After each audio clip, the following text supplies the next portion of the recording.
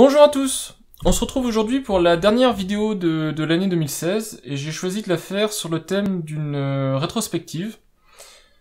Alors il y aura principalement 4 parties dans cette vidéo, je vais essayer de faire succinct et efficace. La première partie sera consacrée à YouTube, à la chaîne YouTube, pour vous donner un petit peu de détails, l'envers du décor, etc. La deuxième partie sera plus sur la partie profil Amazon, parce que j'ai aussi un profil Amazon qui me sert à publier mes tests, donc vous donner un petit peu là où j'en suis. La troisième partie, je vais faire un top 3 des produits que j'ai testés qui m'ont le plus convaincu sur 2016. Et enfin, en dernière partie, juste une petite synthèse et ce qui vous attend pour 2017 sur cette chaîne. Voilà, on démarre sans plus tarder avec la partie YouTube. Alors aujourd'hui on est le 27 décembre. J'avais prévu initialement de tourner cette vidéo la semaine dernière, quasiment jour pour jour, parce que j'avais franchi les 500 abonnés. C'est pas grave, on est un peu plus maintenant de 500 abonnés, enfin vous êtes un peu plus de 500 abonnés, et je vous en remercie énormément, parce que pour moi un abonné ça signifie quand même beaucoup de choses, en particulier que vous êtes intéressé par voir plus de contenu, donc vous aimez le contenu que je fais et que vous voulez en voir d'autres. Merci pour vos abonnements, merci pour tous vos commentaires, pour vos pouces, quel que soit le sens du pouce. Ça me permet d'évoluer sur la chaîne et de réfléchir à comment fournir du contenu et qu'est-ce qui pourrait vous plaire. Alors pour vous expliquer un petit peu ce qui s'est passé au cours de cette année, je vais passer directement sur la vue année. C'est assez simple puisque j'ai commencé à publier mes vidéos autour de mai 2016. Et donc vous voyez directement l'effet de cette publication de vidéo, avec un démarrage assez lent au départ, et puis quelques pics assez significatifs avec des grosses fréquences de visionnage par certains moments. Donc on est, ici l'indicateur donne 531 abonnés, on est autour des 530-540 abonnés, ce qui est très satisfaisant parce que je commence à sentir un petit frétillement sur la chaîne, c'est-à-dire qu'il y a des gens qui posent des commentaires, qui réagissent, etc. Et je dois dire que ça devient beaucoup plus intéressant qu'il y a quelques mois où effectivement je fournissais du contenu mais il y avait peu de gens qui réagissaient. Ce qui était un petit peu frustrant quelque part. Je vous montre aussi les vidéos qui ont du succès sur ma chaîne, et donc ce qui me permet de pointer du doigt ce qui semble vous intéresser, ce que vous attendez en particulier de mes vidéos. Alors, dans le top du classement, il y a les 2 vidéos sur les 50 astuces, donc 25 astuces par vidéo. Je suis actuellement à plus de 40 000 vues, 50 000 vues si je fais la somme des deux, concernant les astuces, ce que je trouve impressionnant. Et on voit bien qu'il y a un vrai décalage par rapport au reste des vidéos. Donc apparemment, c'est du contenu qui semblait manquer, quelque part, puisqu'il y a beaucoup de personnes qui sont très satisfaits des astuces que j'ai pu mettre dans ces vidéos.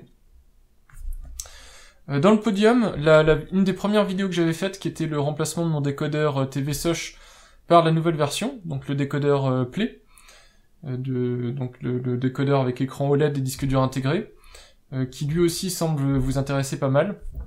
La caméra endoscopique pour smartphone, produit que j'ai beaucoup aimé sur cette année et que j'ai pas mal utilisé.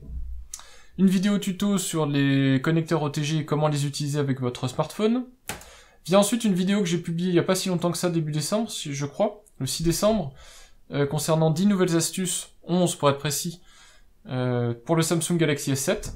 Un test de drone, ce qui est parfaitement dans la tendance du moment. La mise à jour de Windows 10 qui a eu lieu en août, donc l'anniversary update. L'ampoule Philips Hue, donc un petit peu de domotique, et une vidéo sur comment installer un SSD dans son PC, comment le cloner son OS dessus. Voilà, donc vous voyez du contenu varié dans le top 10, contenu varié que je produis, mais contenu varié que vous regardez aussi, donc c'est ça qui me plaît beaucoup.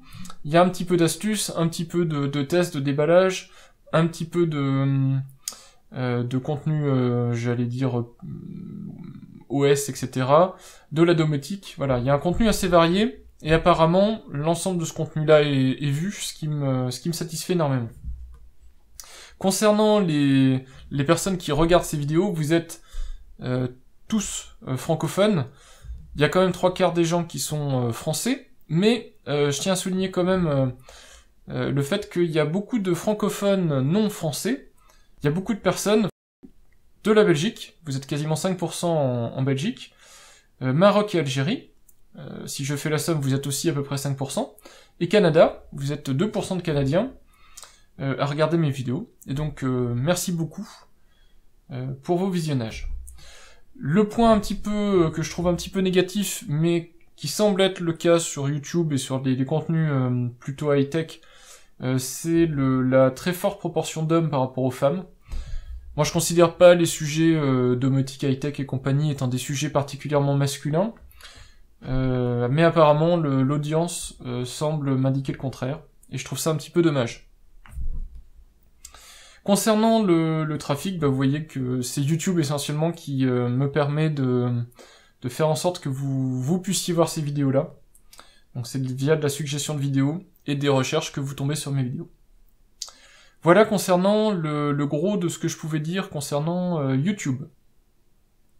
Alors, concernant Amazon, et j'explique en 2 mots pourquoi je parle d'Amazon, en fait tout a commencé avec Amazon, je suis un client assez régulier sur Amazon, et j'étais un petit peu déçu par certains tests que je pouvais trouver sur Amazon. Des tests qui étaient franchement, soit qui ne méritaient pas d'être publiés sur Amazon.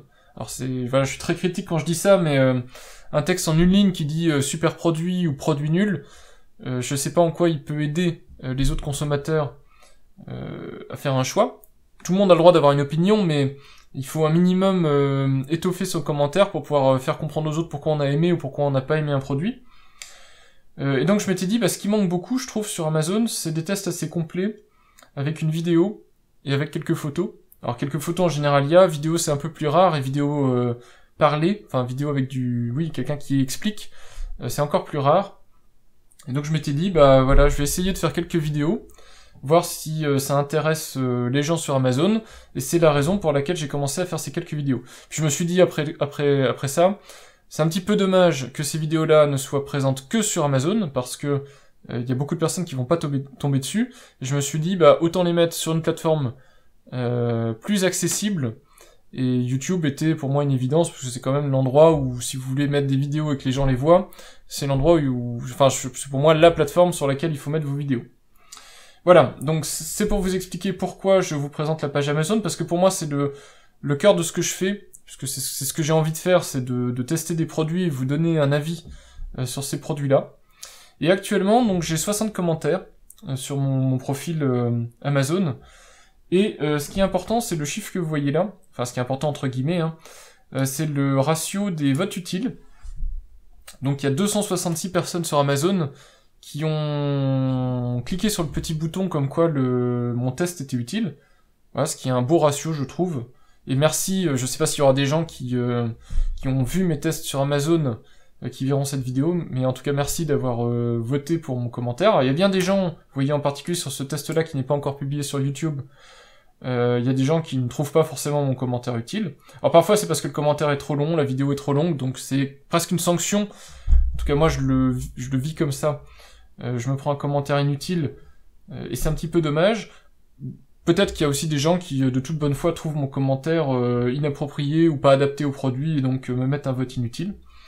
Et l'autre chiffre qui est important, c'est le classement des meilleures critiques. Donc j'oscille entre 700 et 800, en fonction de si je remets un test et que les gens votent de manière utile ou pas pour ce test. Et ça c'est extrêmement important pour moi, parce que c'est une visibilité que j'ai sur Amazon et auprès des vendeurs. Quand il y a des vendeurs qui veulent me contacter, ils vont être plus enclins à essayer de transmettre un produit à quelqu'un qui est bien classé dans le classement Amazon, plutôt qu'à quelqu'un qui est mal classé. Et donc ce numéro-là, enfin ce classement-là est important. Malgré tout, 789, c'est pas du tout un bon classement. Vraiment pour pouvoir prétendre un jour à pouvoir faire plus de tests sur la plateforme Amazon, il faudrait que je sois dans les clubs des testeurs Amazon. Actuellement, j'ai en tout cas normalement l'étiquette top 1000 reviewer ou quelque chose comme ça, ce qui est déjà pas mal et ce qui me satisfait là, amplement. Alors on attaque la troisième partie de cette vidéo. J'avais initialement dans l'idée de vous faire une vidéo où je reprenais un par un tous les tests que j'avais fait de l'année, Et puis je vous disais 2-3 mots sur les produits. Est-ce qu'ils me plaisent toujours? Est-ce que je les utilise toujours? Est-ce que je vous les recommande toujours? Je me suis rendu compte que la vidéo était plutôt longue, puisque j'ai fait l'exercice de le faire. Donc au final, c'est pas ce que je vais vous proposer comme contenu, mais si ça vous intéresse, alors peut-être pas pour tous les produits du coup, mais si vous avez une liste de produits pour lesquels vous aimeriez que je vous donne un retour après quelques semaines d'utilisation, n'hésitez pas à mettre la demande en commentaire, donc mettez juste le ou les produits que vous avez vus en test et pour lesquels vous aimeriez bien que je revienne dessus, et je vous donnerai quelques avis après plusieurs semaines d'utilisation. Là je vais vous faire juste le classement des 3 produits qui m'ont vraiment le plus convaincu sur 2016, parmi les produits que j'ai testés uniquement, donc parmi les vidéos que j'ai publiées. Donc on commence directement. En 3e position, je place sans hésiter le microphone Bird UM1. C'est pour moi un très bon achat, un très bon rapport qualité-prix. À partir du moment où évidemment vous voulez un microphone facile d'installation et d'utilisation, donc microphone USB, cardioïde, donc directif. Ça vaut pas un Yeti par exemple avec un retour casque et compagnie, et puis la possibilité de le régler un peu plus finement au niveau de sa prise sa prise d'écoute, mais c'est un très bon microphone. Le son est, je pense, tout à fait bon, et j'espère qu'au fur et à mesure des vidéos vous avez pu vous en rendre compte, puisque je n'utilise quasiment que lui. Donc un très bon achat, et pour un prix vraiment contenu, puisque je l'avais acheté 35-36 €, je sais plus, en vente flash Amazon. Il est une fois par mois ou une fois tous les 2 mois, il doit être à ce prix-là en vente flash, et sinon c'est un microphone qui coûte dans les 50-55 €. Donc pour le prix, pour moi, c'est un très très bon rapport qualité-prix, et un très très bon produit dans la gamme des microphones, je dirais microphone studio, plutôt entrée de gamme. Voilà. Sachant qu'il y a beaucoup plus entrée de gamme en produits un peu chinois, etc., c'est quand même celui qui me paraît être un peu au-dessus du lot, en tout cas en termes de qualité. En 2e position, je place le support de smartphone magnétique de chez Spigen. Alors Spigen, déjà, c'est une marque que j'aime beaucoup, parce que c'est une marque qui est accessible financièrement, et c'est une marque qui fait des produits je trouve, très bonne qualité. C'est-à-dire que pour le prix auquel ils vendent des produits, les produits sont vraiment qualitatifs, tiennent vraiment la route, sont solides, et sont bien pensés. Donc je pense qu'ils combinent tout ce qu'il faut pour qu'un produit ait du succès, donc le prix, et tout ce qui va autour, c'est-à-dire que vous n'avez pas le prix au détriment de quelque chose, vraiment c'est des produits qualitatifs. En l'occurrence pour le support de smartphone, donc moi ce que j'apprécie particulièrement, même s'il n'est pas novateur puisqu'il existait déjà je sais plus en quelle année ils ont sorti leur connecteur magnétique, enfin leur support magnétique, je crois c'est en 2015, donc c'est pas un produit franchement nouveau 2016, mais en tout cas c'est un produit nouveau pour moi puisque j'utilisais un support beaucoup plus standard, et je ne peux que vous conseiller, si vous le pouvez en tout cas, de basculer sur ce type de support. C'est un gain de temps énorme quand vous montez dans votre véhicule. C'est extrêmement pratique pour installer le téléphone, enlever le téléphone, et puis vous pouvez envisager d'autres utilisations. Peut-être qu'une tablette ce sera trop lourd, mais pour un GPS, ou je sais pas ce que vous voudriez fixer sur votre tableau de bord, c'est vraiment extrêmement pratique. Moi j'ai choisi la version slot CD puisque j'utilise pas le CD de ma voiture, mais vous avez d'autres versions, des versions avec ventouses je crois, et des versions qui se fixent sur les aérateurs des aérateurs de votre voiture, qui sont aussi des produits tout à fait qualitatifs. Donc c'est un produit que je mets sans hésiter en 2e position, vraiment extrêmement pratique à avoir. En 1re position, et les gens qui me connaissent en dehors des vidéos YouTube doivent s'en douter, je place sans conteste et sans hésitation le câble micro USB magnétique. Je pense que ma famille en est équipée, mes connaissances en sont équipées, beaucoup en tout cas ont choisi ce type de connecteur, quand je leur ai montré, quand je l'utilise au quotidien, et je ne peux que vous le conseiller pour énormément de raisons. Pour moi, la raison particulière, c'est que je voyais ça chez Apple, je voyais ça chez Microsoft, des connecteurs magnétiques, et je trouvais extrêmement dommage de pas trouver ça au quotidien, parce que sur un smartphone, même si vous avez le meilleur smartphone du monde, vous tiendrez 1 ou 2 jours maximum au niveau de l'autonomie, et c'est assez souvent que vous aurez besoin de le recharger même au cours de la journée. Et c'est extrêmement laborieux, je trouve en tout cas, de devoir brancher, débrancher un câble dans un connecteur. J'avais en plus le problème avec mon Xperia Z de ne pas avoir, enfin d'avoir une prise MHL, donc une prise qui est combinée micro USB et HDMI, micro HDMI. Et si jamais je venais à me tromper de sens en branchant l'USB, je pouvais même casser mon connecteur. Donc, je trouvais ça dommage de ne pas avoir quelque chose de plus pratique à utiliser au quotidien, et le câble micro USB est vraiment une super invention. Vous avez juste un petit connecteur à mettre dans l'adaptateur, enfin dans le connecteur USB de votre smartphone par exemple, ça peut être tablette, etc. Et l'autre partie est magnétique qui vient se fixer dessus. Ça marche très très bien. J'en ai un dans ma voiture, et dans ma voiture, combiné avec le support voiture Spigen, c'est vraiment idéal. Je monte dans la voiture, en 5 secondes, tout est fait, tout est branché, le téléphone est fixé au tableau de bord, le téléphone est en charge. Voilà, donc c'est vraiment le produit coup de cœur 2016 pour moi, le produit pour lequel je n'ai pas hésité à m'équiper, et que je trouve pratique au quotidien. C'est pas super économique, parce que quand même, pour avoir un câble complet, maintenant, il faut compter une quinzaine d'euros sur Amazon, en tout cas. Donc je trouve ça un poil cher, mais par rapport à une utilisation au quotidien, c'est vraiment exceptionnel le gain de temps que ça peut me procurer. On arrive donc à la fin de la vidéo. Il me reste à vous parler rapidement de 2017. Donc, si vous vous rappelez la vidéo que j'ai faite il y a quelques semaines concernant le clap, le rythme va un petit peu se ralentir pour 2017.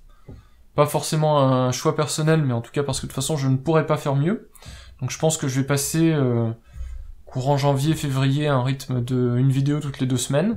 Par contre je ne change rien, pour l'instant en tout cas, au contenu de la chaîne. Donc ce sera un mélange entre de la domotique, de la high-tech, et quelques vidéos pour vous partager des astuces, que ce soit au niveau smartphone, donc Android, puisque je ne suis pas équipé de téléphone Apple, au niveau de Windows, installation, optimisation, etc. Et peut-être aussi autour de tout ce qui est montage PC, puisque c'est aussi un domaine qui m'intéresse. J'ai quelques vidéos déjà de prévues, donc je peux vous faire un petit teasing 2017. Il y aura une vidéo très prochainement sur 5 conseils pour bien aborder la domotique. Ce sera la première vidéo après la vidéo introduction sur la domotique. Il y aura il y aura des vidéos tests, et en particulier, toujours dans la domotique, les ampoules Hue. Donc toujours une vidéo dans la continuité pour tester un nouveau modèle d'ampoule. Je vous laisse découvrir un peu plus tard lequel. Il y aura aussi le test de la souris, d'une souris Logitech, la MX Master, et puis d'une brosse à dents connectée Bluetooth. Voilà. Donc vous voyez du contenu un peu varié, qui peut vous intéresser, ou en tout cas attirer votre curiosité. Et j'espère en tout cas que ce contenu varié vous intéresse, c'est-à-dire de voir vraiment des produits de domaines différents, mais qui ont tous un point commun, c'est des produits modernes, high-tech, et connectés au monde actuel. Eh bien, il ne me reste plus maintenant qu'à vous souhaiter de bonnes fêtes de fin d'année, une bonne année 2017, et puis à vous dire comme il est de rigueur, à l'année prochaine. Au revoir, et à bientôt pour de prochaines vidéos.